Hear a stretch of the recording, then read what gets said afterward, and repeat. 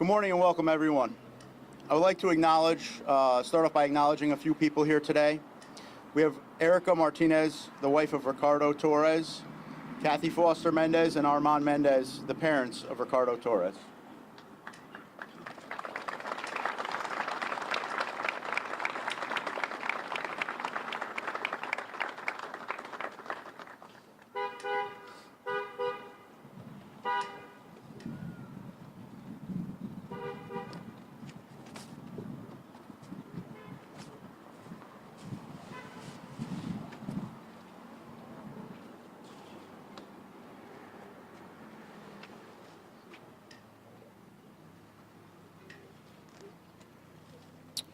We also have members of Ricardo's extended family here, and we welcome them. I'd also like to take a moment and acknowledge Mayor Justin Ellicker, members of the Board of Alders, Local 825 President Patrick Cannon, New Haven Police Chief Renee Dominguez, and members of the New Haven Police Department, and any other distinguished guests that have joined us here today. I'd also like to thank the members of Dixwell Station, Captain Todd Parker, Captain Kendall Richardson, Lieutenant William Riggett, who organized this entire event. The men and women of this department remind us of the bond that firefighters have. They've worked tirelessly to put this together. In the early hours of May 12th, 2021, the members of the New Haven Fire Department responded to a house fire at 190 Valley Street. Not one of them knew the outcome of this fire and what it would be. This solidified the dangers of this profession and reminded us all of what the members of this department do every time they come to work. Members of this department remain strong on the surface. Calls for service continued every single day, and not one was missed after this tragic event.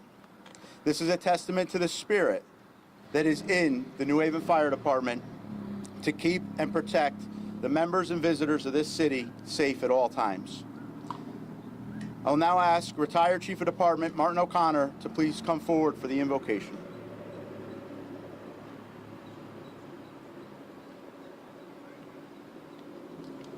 Thank you, Chief McCarthy.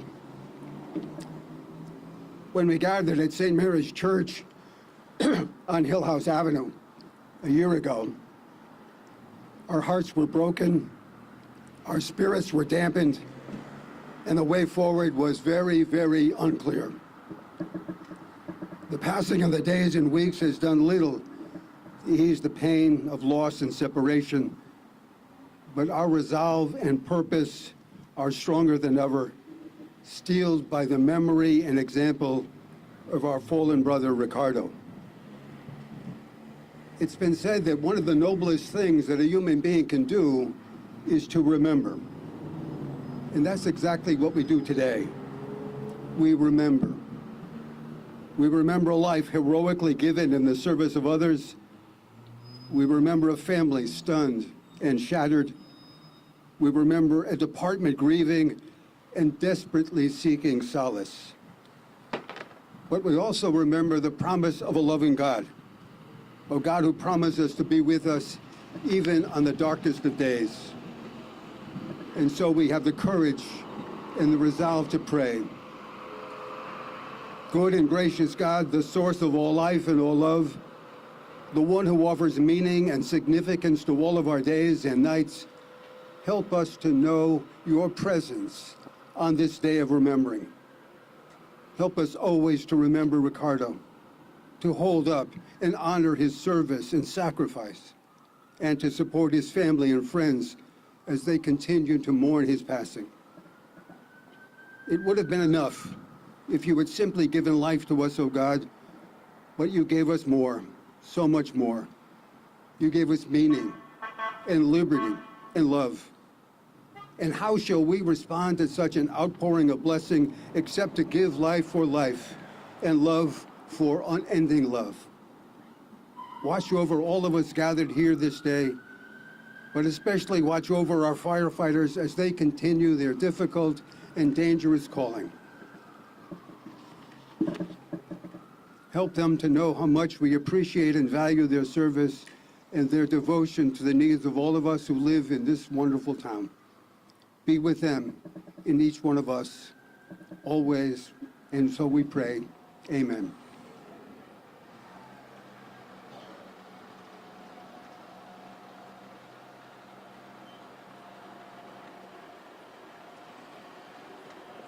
I will now ask Mayor Justin Ellicker to come forward for remarks.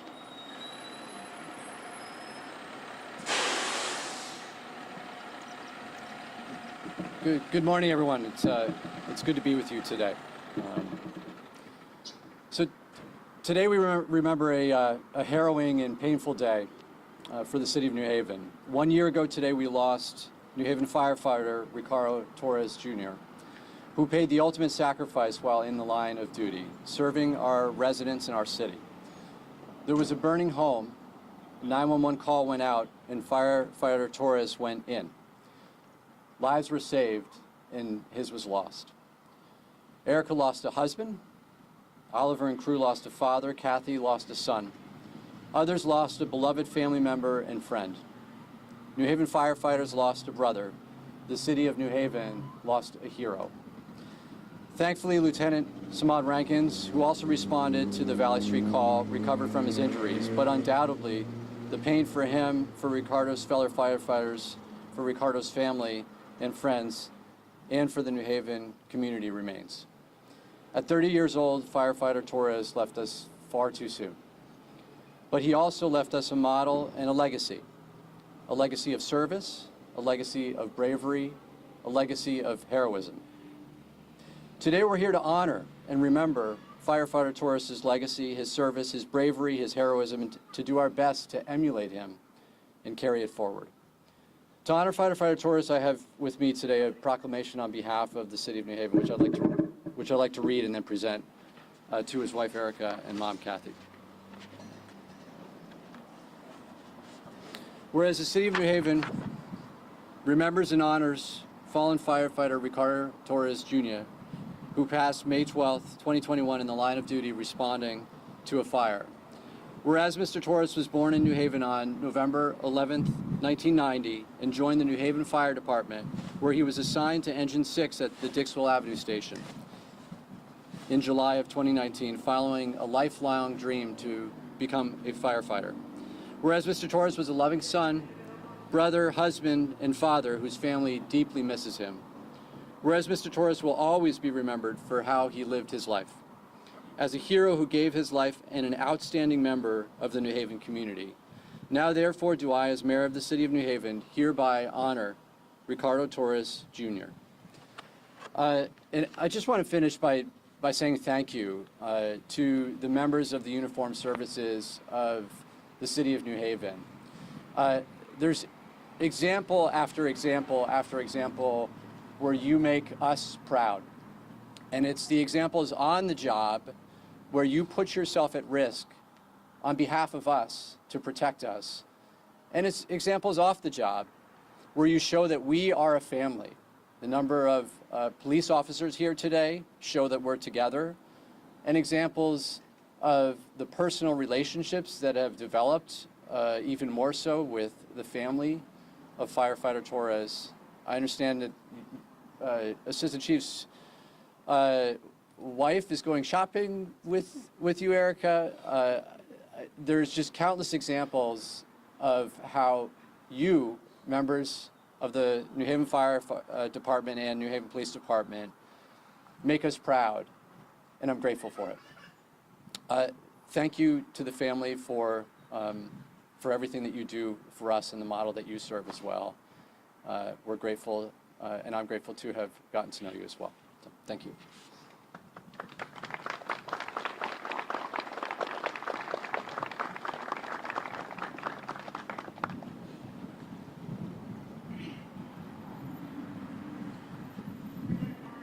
We will now have remarks from Chief of Department John Alston.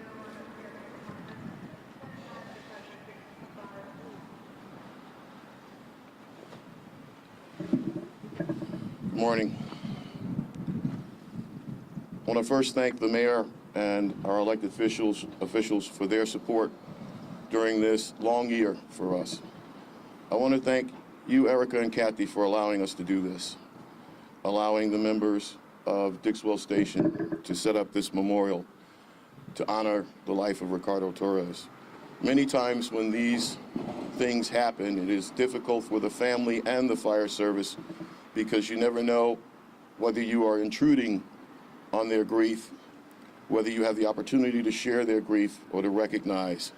And Erica and Kathy, you have allowed us to be a part of you as he was a part of us. I want to thank the members here. I want to thank the visiting chiefs from out of town and our retired members who covered the city that day to allow us to grieve and honor Ricardo. I had a difficult time again this morning. I got up at 3 o'clock and tore my speech up because my heart just isn't right. I'm still angry about it, as I know you are too. I want to thank my team in the persons of Chief McCarthy and Chief Roundtree, who, while working through our own grief, continued to manage the department. I want to particularly thank Chief McCarthy and Colleen. I see you over there, and I want to thank you for coming right away and assisting Erica, who not only was carrying a baby, but carrying a toddler at the same time. Knowing that you were there for them, it just meant the world to us. They say that when you say a person's name, for that instant they live again. There are also those who are of the house of faith who believe that this is not the end. But even in the scientific community, we know that energy cannot be destroyed. It can be shared, it can be regenerated, but it cannot be destroyed. It is said that the human body can generate enough electricity to light a light bulb. Anyone who knew Ricardo Torres knew that his energy level was much, much higher than anyone that you knew. So if the average person could light a light bulb, he could light a stadium. And so I want to remember that energy all the time.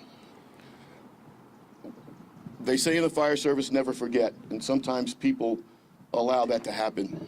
I remember after 9/11, there was a big rush to forget. I want you to know that in the fire service, we never forget. Anytime you hear the radio open, anytime you hear a box transmitted, you don't forget.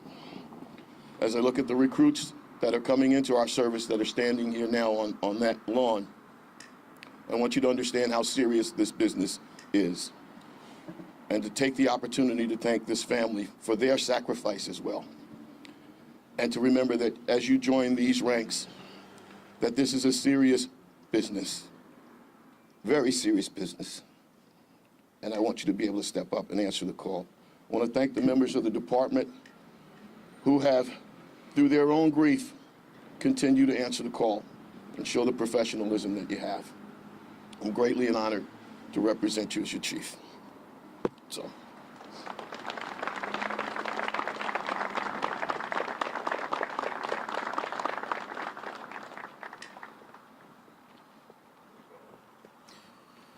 We will now have remarks from Captain Kendall Richardson of the New Haven Fire Department.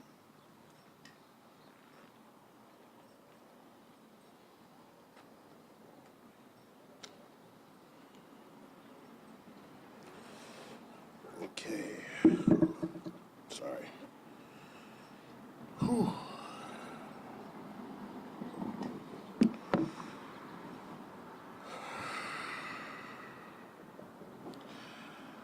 Whew.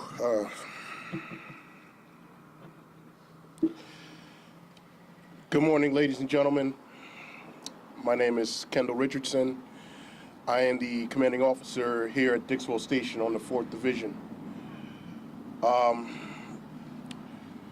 Before I get into talking about Rico, I want to give some special thanks and shout outs to a few people. First off, Captain Parker. He was instrumental in every part of this process from the day that this tragedy has happened. Along with Chief McCarthy and all of the members of Dixwell Station. We want to thank all of the organizations that made donations, Firebirds, the Emerald Society, the Benevolent, the Hispanic, the Emerald Society, and all of the civilian donations that were given throughout this tough time.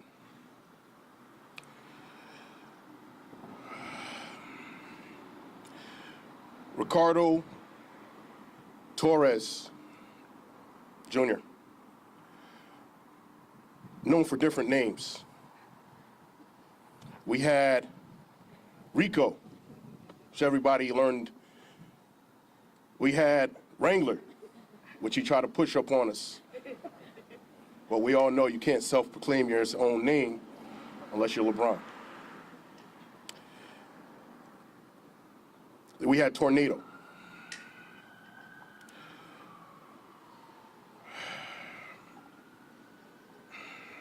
Excuse me, I'm sorry.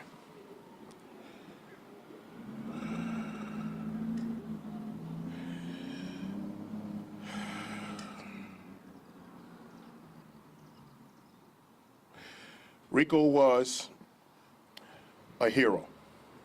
There's so many different words I could use to describe Rico. Passionate, energetic, enthusiastic, goal-oriented.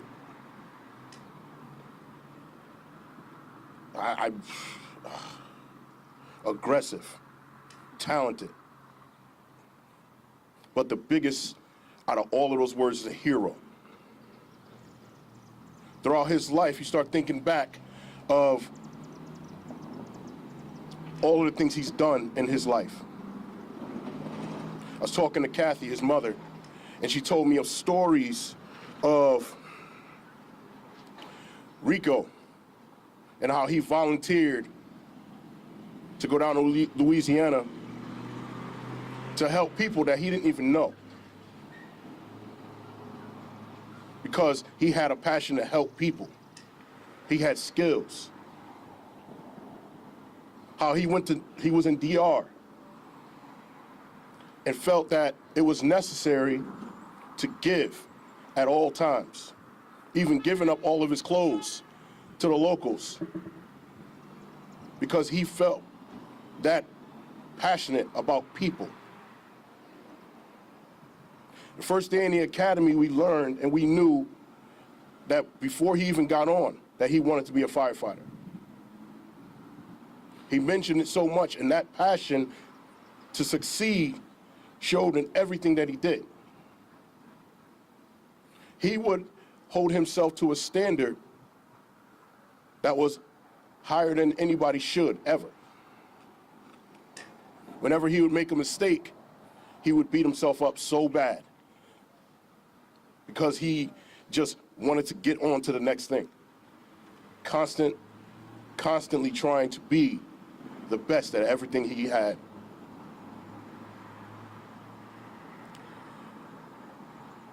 While we were in the academy, I was one of his instructors. And one of the things that we, as the instructors, one of our missions were to ensure that the recruits eventually worked as a team, even if that meant that they didn't like us, because the team aspect was the biggest part of the job. We're there for each other. Whenever everyone would make a mistake, he'd take it upon himself as a squad leader to take all of the burden of those mistakes. He showed his passion when he would flip out. Excuse my slang. But he'd show all his emotions. And that eventually, because he tried to push Wrangler on everybody in the academy, it didn't work.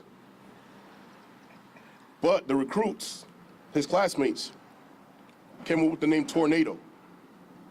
And that name stuck. His energy, his passion, his emotion, his drive, his will.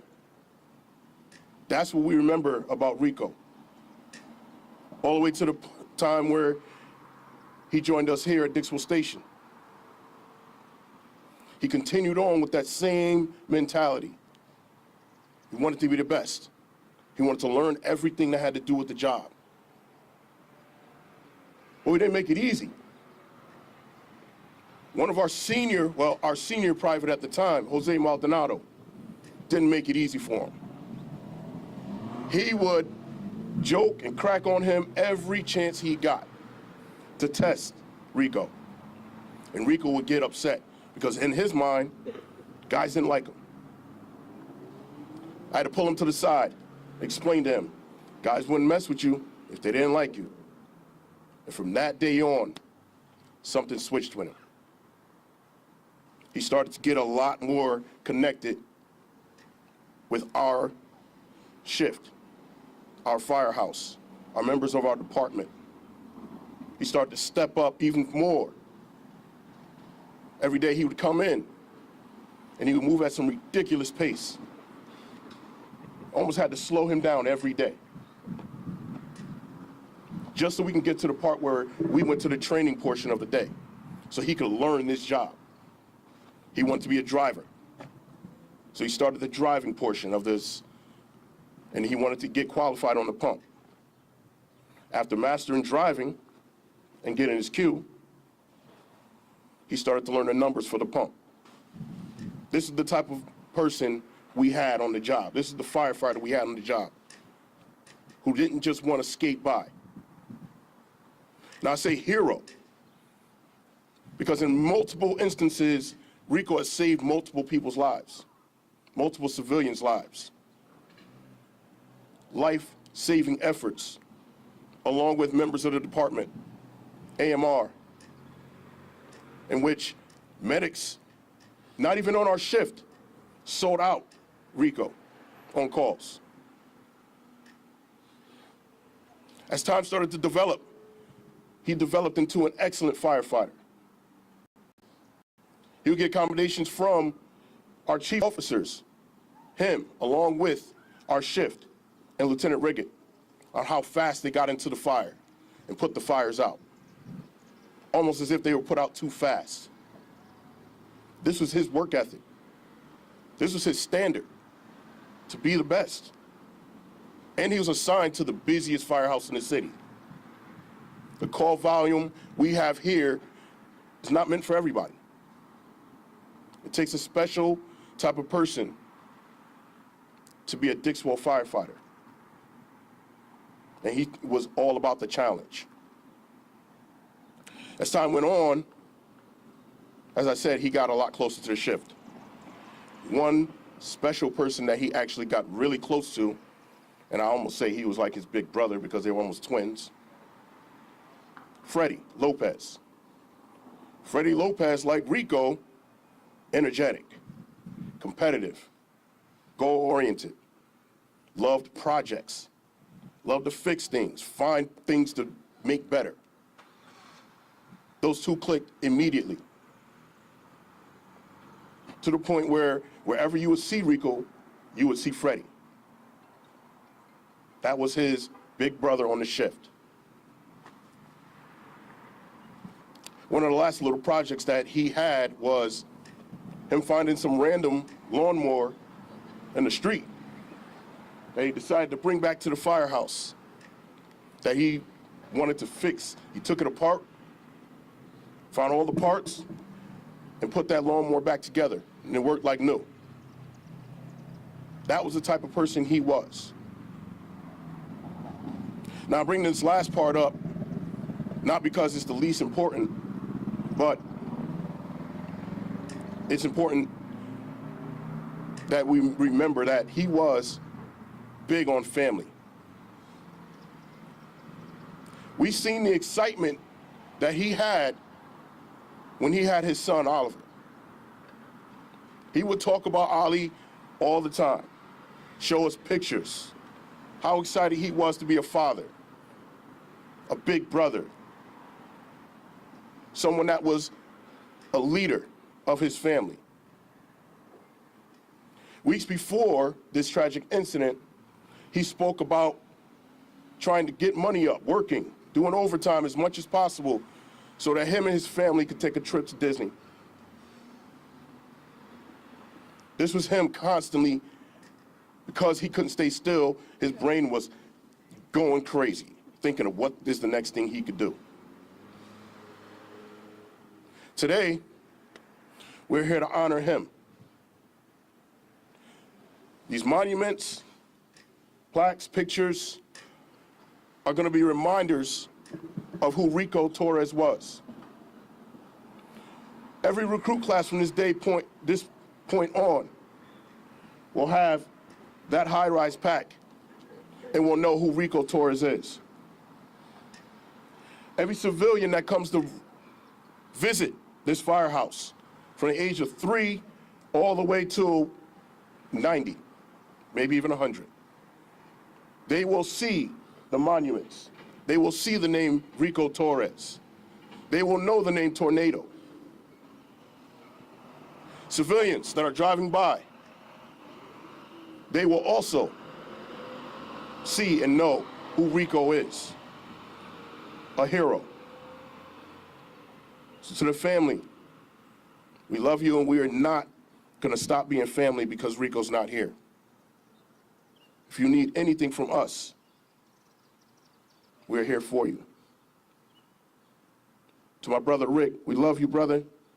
We'll see you soon. Thank you.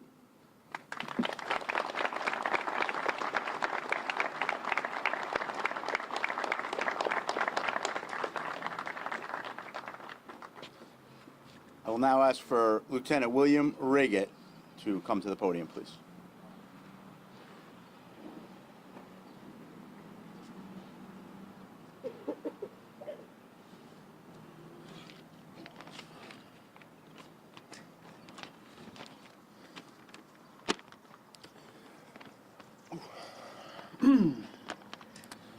Good morning, I'm Lieutenant William Riggett, and I'd like to acknowledge all the family, friends, and guests here in support and honor of Ricardo Torres Jr. When you ask someone what does it mean to be a firefighter in one word, you'll get a lot of different answers. Courageous, trustworthy, hero. When it comes down to it, it all means the same thing to us. I cannot put the job in one word, the same way I cannot describe Rico in one word. Rico was an officer's dream rookie to have. Many times I would catch him cleaning the firehouse at 11 at night and going through the rig to ensure we're ready for the next call.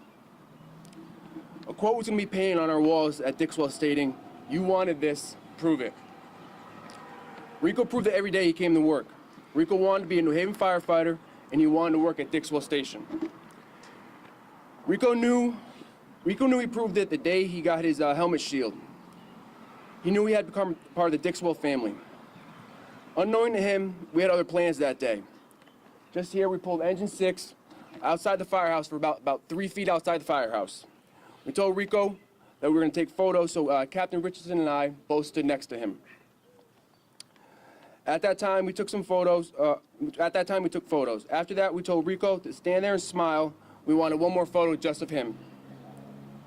Cap and I walked off, and a few seconds later, the rest of the shift was on the roof. They all dumped buckets of water on Rico during that time. He was surprised and happy at the same time, and I could tell you by his expression on his face, he knew he made it. He became one of our brothers to us. We were lucky enough to catch this event on video. Webster Dictionary states, memorial is something, especially a structure, established to remind people of an event or a person. The members of Dixwell Station built this for Rico. The biggest part of the memorial is the bench. But I can tell you, Rico and benches didn't get along. Rico came to me one day stating he had a splinter that he couldn't get out. I told him, okay, let me see your hand, see how bad it is. Rico told me it wasn't in his hands, that it was in his upper thigh near his rear end. As soon as he said that, I stopped, stood there, and looked at him with a confused look. I wasn't sure if he was trying to mess with me or be serious. He said he was being serious, that it's been in there for about 5 days and he was unable to remove the splinter. I asked him, how could this even happen? He looked at me stating he was in the watch booth, slid across the bench, and caught a splinter in his rear end. I slightly laughed and told him the battalion chief would be by soon and would most likely have to go to occupational health to get it checked out. The battalion chief shortly arrived thereafter, and before I could finish the story, Rico decided to turn around, pull his pants down, and show us all the splinter in the watch booth. The battalion chief told him right away to pull his pants up, to go to occupational health, and take the company off duty. The nurses at occupational health couldn't do anything for Rico. He literally had to go see a plastic surgeon to have this splinter removed. So when you're sitting on the bench, thinking of Rico, and you get a pinch, scratch, or tear in your clothes, just know that's him talking to you. I'm going to read a quote that I speak volumes about our job. This quote was from firefighter Timothy Klein, FDNY, ladder 170. Firefighter Klein recently passed away in the line of duty. Firemen are going to get killed. When they join the department, they face that fact. When a man becomes a fireman, his greatest act of bravery is accomplished. What he does after that is in the line of work. They were not thinking of getting killed when they went where death lurked. They went there to put the fire out. Firefighters do not regard themselves as heroes. They do what they do to make sure it's part of the business. Tornado, we think of you every day, we miss you, and we'll make sure your life lives on.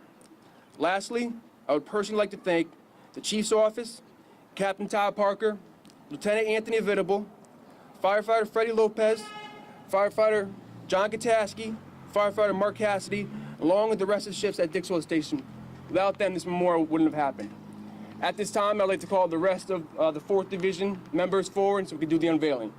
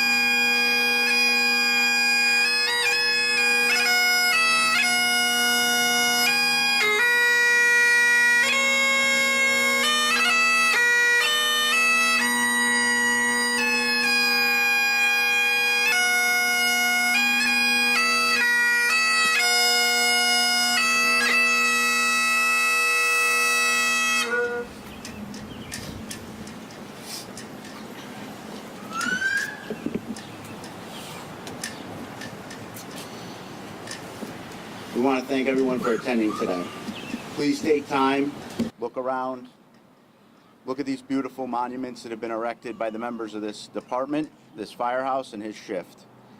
We ask you all to congregate, tell stories, and enjoy the memories that you have of Ricardo. Chief?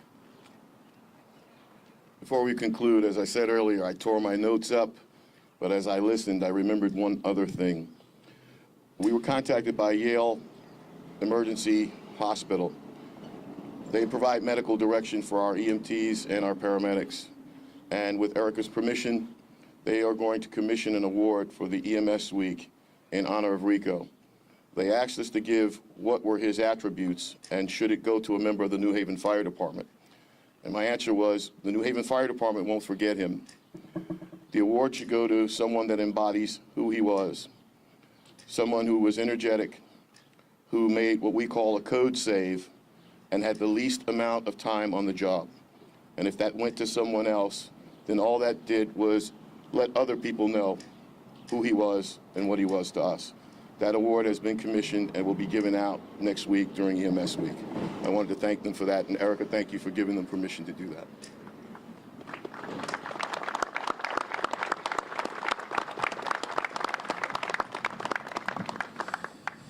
This concludes this ceremony. Thank you to everyone who attended, and please feel free to hang out, talk, share stories, and interact with us. We would really enjoy that. Thank you.